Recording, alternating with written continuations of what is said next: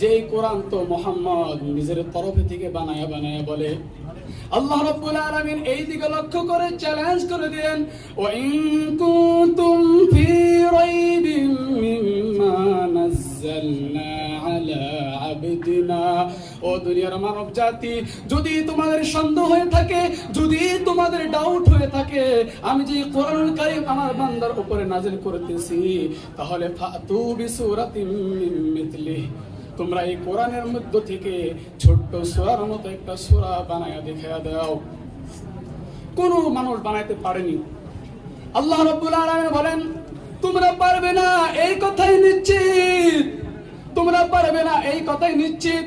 সুতরাং ফাদু শুহাদাআকুম মিন দুনিল্লাহ, তোমরা আল্লাহকে ছেড়ে দিয়ে তোমরা তোমাদের বন্ধু বান্ধবকে ডেকে নাও এবং কোরআন বানাইতে শুরু করে দাও। বড় বড় কবিদেরকে ডাকা হলো, বড় বড় সাহিত্যিকদেরকে ডাকা হলো, যখন তিনারা বসে যায় কোরআন বানানোর জন্য, কিন্তু তারা সাকসেস হতে পারে না। রব্বুল আলামিন চ্যালেঞ্জ করে দিলেন তোমরা পারবে না।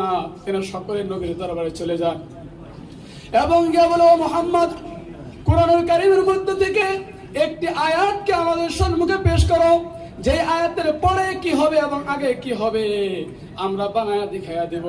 নবী আমার বলেন তাই নাকি, তোমরা ইন্না আতাইনা নিয়ে যাও, ইন্না আতাইনা কাল কাউসার নিয়ে যাও এবং বানায়া দেখাইয়া দাও এটা আগে কি হবে পরে কি হবে।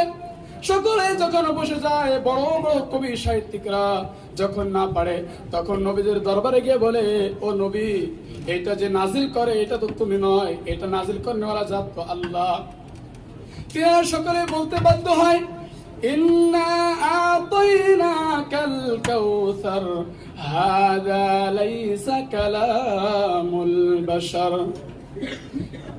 এই কোরআন সম্পর্কে নবী আমার কি বলেন, খায়রুকুম মান তাআল্লামাল কুরআন ওয়া আল্লামা, the best person among you who learn the knowledge of Quran and teach it। তোমাদের মধ্য থেকে ওই ব্যক্তি সব থেকে উৎকৃষ্ট, ওই ব্যক্তি সব থেকে ভালো যে নাকি কোরআনুল কারীমকে শিক্ষা করে এবং অপরদেরকে শিক্ষা দেয়। কিন্তু আজকে আমাদের সমাজের মধ্যে একজন হাফেজুল কোরআনকে সম্মান দেওয়া হয়নি, একজন হাফেজুল কোরআনকে তুচ্ছ মনে করা হয়, একজন হাফেজুল কোরআনকে বলা হয় তুমি তো কিছুই জানো না। ওই কঠিন মুসিবতের দিন আল্লাহ রাব্বুল আলামিন একজন হাফেজুল কোরআনকে সম্মান দিবে এবং বলবেন, ইকরা ওয়ারতাকি ওয়ারাতিল কামা কুনতা তুরাতিলু ফিদ দুনিয়া ফাইন্না মানসিলাকা ইনদা আখির আয়াতিন তাকরাউহা, read and climb up and recite as well you recited in this world। একজন হাফেজুল কোরআনকে বলা হবে, ও হাফেজুল কোরআন, তুমি কোরআনকে পড়তে থাকো এবং চড়তে থাকো, তোমার ঠিকানা ওইটাই যেখানে তোমার পড়া শেষ হয়ে যাবে। একজন হাফেজুল কোরআনকে আল্লাহ রাব্বুল আলামিন সম্মান দান করবেন।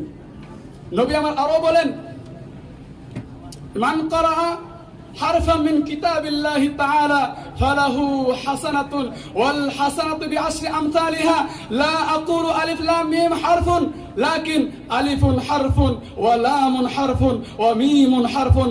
নবী আমার বলেন, যেই ব্যক্তি কোরআনুল কারীম থেকে একটি হরফকে তিলাওয়াত করবে রব্বুল আলামিন তাকে একটি নেকি দান করবেন, আর এই একটি নেকি 10টি নেকির সমতুল্য হয়ে যাবে। আমি নবী বলিনি, এই কথা বলিনি যে আলিফ লাম মিম একটি হরফ, বরং আমি নবী তো এই কথাই বলি যে আলিফ একটি হরফ, লাম একটি হরফ, মিম একটি হরফ। সুতরাং আল্লাহ রাব্বুল আলামিন আমাদেরকে বেশি বেশি কোরআনুল কারীম পড়ার তৌফিক দান করুন এবং যিনারা আমরা হাফিজ হইনি আল্লাহ আমাদেরকে হাফিজ বানার তৌফিক দান করুন এবং আমাদের সমাজের মানুষদেরকে হাফিজ কোরআনের মর্যাদাকে বোঝার তৌফিক দান করুন। ওয়া মা আলাইনা ইল্লাল বালাগ।